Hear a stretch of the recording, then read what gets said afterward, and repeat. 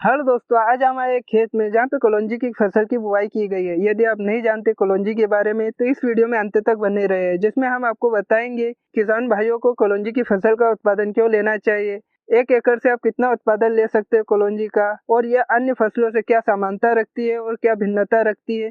साथ में इसमें क्या क्या सावधानी रखनी चाहिए जिससे आप अच्छा उत्पादन ले सकते हो, और इसको मार्केट में किस तरह से सेल किया जाता है, और इससे रिलेटेड कुछ अन्य बातें। तो बिना किसी देरी के स्टार्ट करते इस वीडियो को।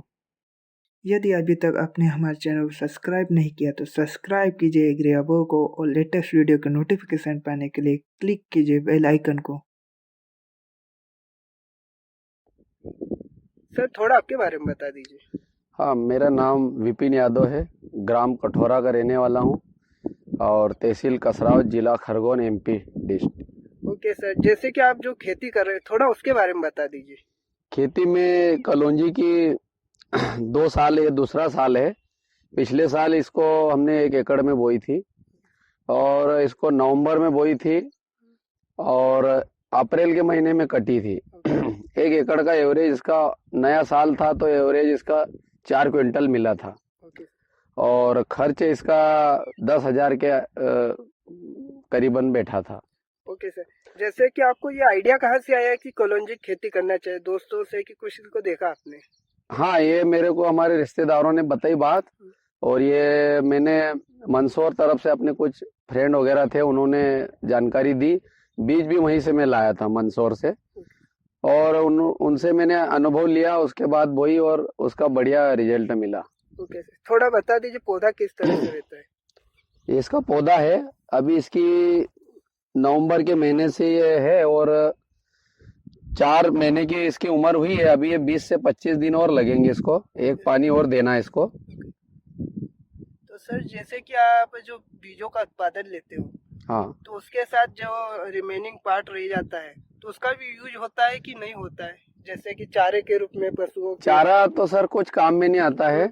चारे को खाद वगैरह में डालने के हिसाब से उसको सड़ा के खाद के काम में आ सकता है, पशु नहीं खा सकते। ओके सर, थोड़ा कड़वा ये? हाँ, टेस्ट नहीं, जानवरों को टेस्ट नहीं आएगा। ओके सर, और थोड़ा इसके जो बीज निकलते हैं उनके बारे में बता दीजिए कि बीज इसका फूल वगैरह आएंगे, बीज काले कलर के बीज आएंगे। ओके। और तिल्ली के दाने के बराबर बीज रहता है। ओके सर, तो थोड़ा फूल और ये बता दीजिए किस तरह से? इसका ये छोटे साइज की ये आएगी, इसमें काले बीज बनेंगे और अभी इसको पकने में 20 से 25 दिन और लगेंगे। ओके, 20 से 25 दिन। हाँ। तो आप इसको एक जो तेंदू है इसको फोड़ के बता सकते हो? हाँ, अभी कच्चा है ये। ओके, कच्चा है अभी। तो अभी बीज नहीं आए? हाँ, इसको 25 दिन पकने में लगेंगे, एक पानी और सिंचाई करना पड़ेगी। ये खेती का जो टाइम पीरियड रहता है कौन सा बेस्ट रहता है, आप थोड़ा बता दीजिए। इसका समय सही है, नवंबर के महीने में इसको बोना जरूरी है। ओके। तो पूरी ठंड वगैरह मिलने से इसका एवरेज अपने को अच्छा मिलेगा और 4.5 से 5 महीने में इसका सही समय रहता है। नवंबर में बोने से सही, इसको उगने में ही 20 दिन का समय लगता है। उगने के बाद पहली सिंचाई 21 दिन बाद देनी पड़ती है, फिर हर इसको 21 दिन 28 दिन के हिसाब से सिंचाई करनी पड़ती है। ओके, तो सिंचाई का कुछ ऐसा रहता है कि यार जैसे फल लग गए तो उसके बाद छोड़ देना कि सिंचाई करना है? नहीं, हरी है जब तक पानी देना पड़ेगा। ओके। और इसको 4 से 5 पानी देना पड़ता है। ओके सर, सर ये सिंचाई का हो गया। साथ में यदि आप, बहुत से किसान आजकल ड्रिप की तरफ जा रहे हैं, ड्रिप सिस्टम। हाँ, तो वो लाभदायक है कि ये फ्लड इरिगेशन? फ्लैट पानी देना पड़ेगा, ये ड्रिप सिस्टम में नहीं काम देगी। ओके सर, फ्लैट पानी के काम की है ये। फ्लैट पानी के, और साथ में जैसे प्रोडक्शन ज्यादा लेना है। हाँ, तो पौधों की संख्या ज्यादा करना चाहिए कि पौधों की संख्या कम? पौधों की संख्या कम होनी चाहिए। इसको 6-6 इंची की दूरी से बीज डालना चाहिए। और ये फैलती है, पास बीज रहेगा तो फैलने में उस पे माल कम लगेगा। थोड़ा आप बता सकते हो कुछ ऐसा पौधा जो छठी में और कुछ डेंस एरिया? हाँ, है ना, बताया था ये, जैसे पौधे का फैलाव दे सकते हैं? हाँ, फैलता इतना, एक बीज से इतना फैलता है। लेकिन ये पास डलने से इसका वो जगह नहीं मिलने से माल कम लगता है। तो जैसे कि आप थोड़ा बता सकते हो जैसे कि ये फैला हुआ है, तो इसमें आप जैसे बीजों को छिड़कते हो कि किसी यंत्र से आप बुआई करते हो इसमें? नहीं, इसको छिड़कना पड़ता है।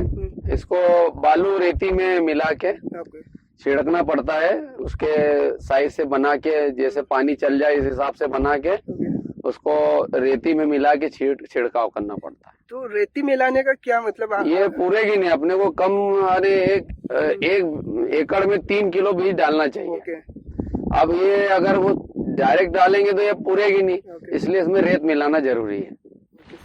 जैसे आपने बताया कि छिटकने से पूर्ति नहीं, जैसे मुट्ठी पे दाने ज्यादा आ जाएंगे, हाँ, तो उससे वो क्या कि आप 1 एकड़ में उतने दाने फेंक दो कि जितने की पूरे खेत में फेंकना है, इस तरह से? हाँ, इस हिसाब से उसमें मान लो कि अपने को 1 किलो में 20 किलो रेत मिला लो या 30 किलो रेत मिला लो, ओके, और वो अपने जो छिड़काव छींटते जाओ, उसके दाने कम रहेंगे, रेत ज्यादा रहेगी तो उसकी जगह वो गिरेगा और बराबर उगता है, बहुत फास्ट उगता है। ओके। इसकी तरह मिट्टी को यूज नहीं कर सकते कुछ? मिट्टी में नहीं काम देगा ये, रेत के साथ सही साथ डलेगा ये। Okay, okay. जैसे कि ये तो आपने जो छिड़काव का बोला था, उसके बाद इरिगेशन चालू हो जाता है। हाँ। जैसे ही कि उसके ढकने के लिए कुछ और सी मिट्टी फैला? कुछ जरूरत नहीं है, बस इसको सूखी मिट्टी में डाल दो और पानी चालू कर दो। ओके, पानी चालू किया कि ये मिट्टी फूलने के बाद ये ढक जाएगा उसके मन से, और उगने में ये 15 से 20 रोज में दिखना चालू हो जाती है और 20 दिन में कंप्लीट पूरी दिखती है। ठीक है। जैसे कि मैं एक वीडियो मंसूर तरफ बनाया था, तो वहाँ पे भी अफीम की खेती सेम होती है। हाँ। उसमें भी पौधों की संख्या ज्यादा हो जाती है तो उखाड़ के फेंक देते हैं, तो ऐसा आप भी करते हो क्या? नहीं, इसको करना मुश्किल है, बहुत पास पास रहती है, तो उस समय जो इतनी ज्यादा उगती है कि उसको कर नहीं पाएंगे अपन। जो जैसी स्थिति में उसका एवरेज अपने को कम मिलता है ज्यादा रहने से। ओके, करना कहीं काम की बात नहीं, लेकिन अन्य किसानों को मैं ये राय दूंगा कि आप इसको 1 एकड़ में 3 किलो बीज डालना चाहिए बस, और रेत मिला लो ज्यादा से ज्यादा और उसको एडजस्ट करके छिड़काव कर दो। जैसे कि सर ये तो ये बात की, अब मौसम थोड़ा बहुत खराब होता है, आमतौर पे होता है, हर हाँ। फसलों के साथ होता है, तो उसमें कुछ ऐसी प्रॉब्लम आती है देखने का कि यार इस मौसम में ऐसा घट जाता है, बीमारियां ज्यादा आती है? हाँ, इसमें क्या है, फंगस भी आता है। फंगस के हमने इसमें थोड़ा आया था, दिखा हमको, तो उसमें कुछ दवाई हमको बताई थी, साफ करके को आता है और प्रोक्लेम आती है, वो हमने इसमें छिड़काव किया था, उससे वो दब गया था। इल्ली का प्रकोप ज्यादा रहता है, 2 बार इल्ली की दवाई मार दो, और वो पाउडर मारा था। जैसे इल्ली की जो मेन समस्या रहती है इसके फूल में जाती है कि जो टेडू होता है? टेडू में जाती है, फूल में नहीं, टेडू में जाती है, और इल्ली उसको खा जाती है बीज को।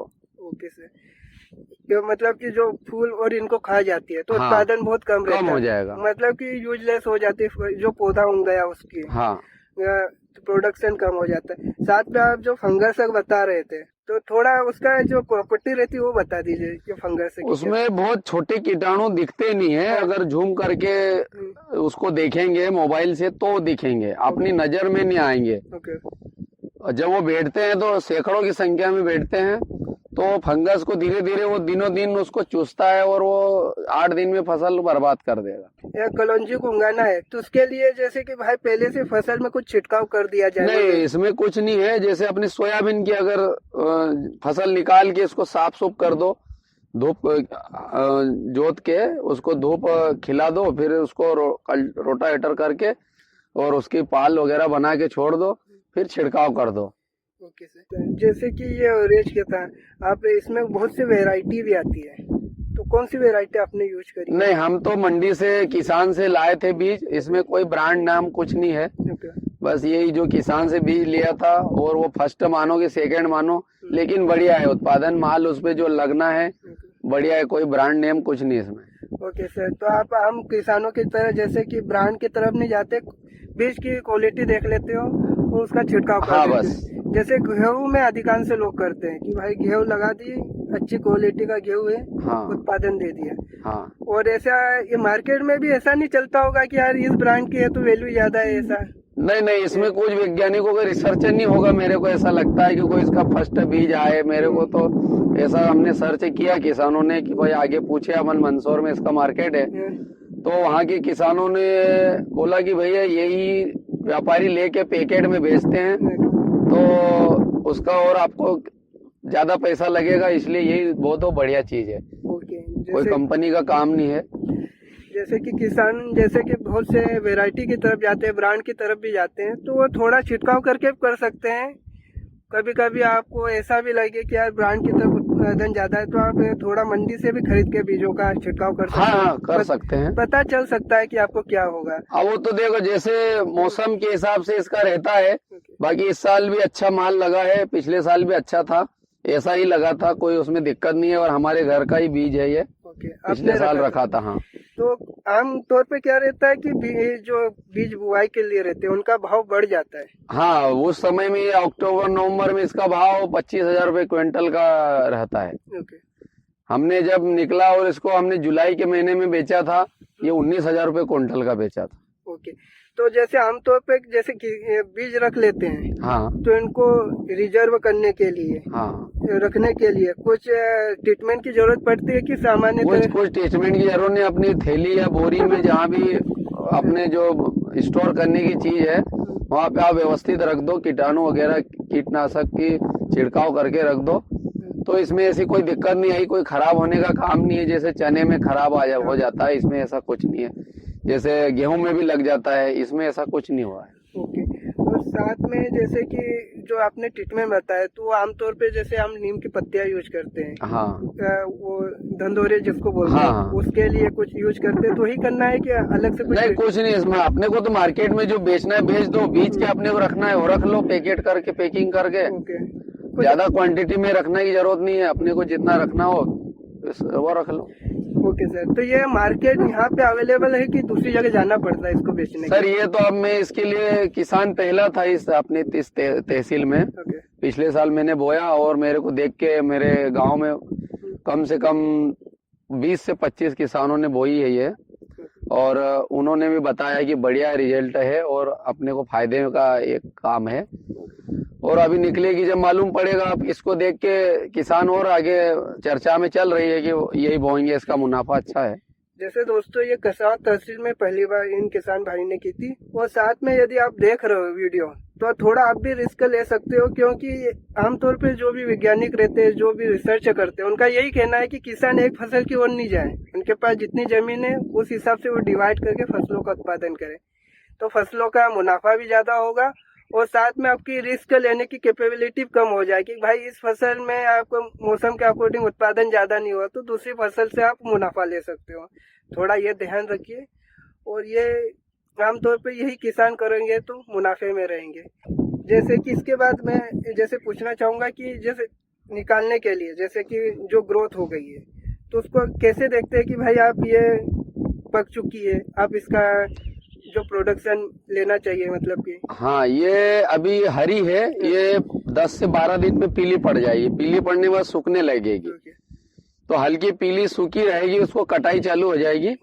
और जो थ्रेसर नॉर्मल मशीन है ट्रैक्टर वाली, उससे इसको निकाल लो। और जो चारे में भी इसका जो बीज उड़ता है हवा के द्वारा, वो बीज बहुत बारीक होता है, तो उसपे तिरपाल वगैरह बिछा के, उसपे भी चारे में भी बिछा के उसको फिर हम साफ किया था पिछले साल। तो उसमें भी मान के चलो कि 4 क्विंटल चारा है, तो उसमें मेरे 75 किलो उसमें से मैंने साफ करके निकाली थी। तो ये उसमें भी उड़ती है। किसान भाई ये ध्यान दे, जब निकले जब भी, तो उसमें चारे में भी उड़ती है, उसका ध्यान रख के। तो मॉडिफाई तो नहीं करना पड़ता जो थ्रेसर है उसको? कुछ जरूरत नहीं, उसको थोड़ा जैसे चने निकली हुई है या गेहूं निकली हुई है, उसको साफ सूफ मशीन को करवा के निकाल सकते हो, कोई दिक्कत नहीं। हमने ये इसको बोलते हैं हड़म्बा मशीन बोलते हैं, उसमें हमने निकाला था। छन्नी की से, जैसे गेहूं की साइज वाली छन्नी? गेहूं वाली छन्नी से ही निकाला था। ओके, गेहूं वाली जो छन्नी पूरा सिस्टम रहता है उसी का यूज करते हैं? हाँ, वही रहता है। ओके, तो गेहूं वाली छन्नी का यूज करना है। किसी किसान को डाउट है कि यार निकालने के लिए क्या करना है, गेहूं वाली छन्नी से का भी यूज कर सकते हो। बाई चांस से कभी जैसे कि सर्दी का मौसम है, सर्दी ज्यादा हो चुकी है, हाँ, तो उसमें कुछ दिखा कि भाई ये पौधे बैठ गए ऐसे? नहीं, ऐसा कुछ नहीं। ठंड से इसको, अधिक ठंड से हमारे इधर मौसम ऐसा रहा पिछले साल 20 साल की, इस पे वो ओस की बूंदे जम जाती है, वो समस्या इधर नहीं है। नहीं तो ये क्या है कि वो उसके पत्ते जल जाते हैं, पर ऐसा कुछ नहीं हुआ है, बढ़िया रहा है। 8-9 बजे धूप खिलती है तो उसके जो ओस के बूंद सूख जाती है, तो ठंडा ज्यादा होने से कोई दिक्कत नहीं आई। ओके सर, इसके साथ जो खरपतवार आती है, जैसे कि मैं साइड में देख रहा हूँ, हाँ तो इसके आपको निंदाई करना पड़ता है? हाँ, इसको 3 बार किया था हमने। ओके निंदाई का इसमें मेन खरपतवार की ही समस्या है, बाकी इसमें कोई समस्या नहीं है। इसको बोने से पहले छिड़काव करने उगने के बाद छोटी खरपतवार जो आती है वो निकालना जरूरी है। उसको 3 बार निंदाई की थी हमने। 3 बार निंदाई की। हाँ जैसे कि पौधे एक बार बड़े हो जाते हैं फिर वो हाँ, समस्या नहीं आती है, हाँ जैसे आमतौर पे फसलों में आती है। हाँ। ओके, तो दोस्तों यह था पूरा A to Z जानकारी के साथ वीडियो, और इससे रिलेटेड कुछ और जानकारी छूट गई हो वो आप हमें कमेंट कर सकते हैं, तो हम कमेंट का रिप्लाई भी करेंगे। और साथ में यदि आपको कुछ जानकारी किसान भाई से लेना है तो उससे रिलेटेड भी कमेंट कर सकते हैं, कि जैसे कि हमको बीज चाहिए कसाव तहसील में ये, तो हम जो भी अवेलेबल जानकारी रहेगी किसान भाई की तरफ से वो आपको प्रोवाइड कर देंगे, जिससे आपका भी फायदा होगा और साथ में किसान भाई का भी फायदा होगा। तो मिलते हैं एक नेक्स्ट वीडियो में, तब तक के लिए अलविदा, और हम विपिन जी का धन्यवाद करते हैं। नमस्कार।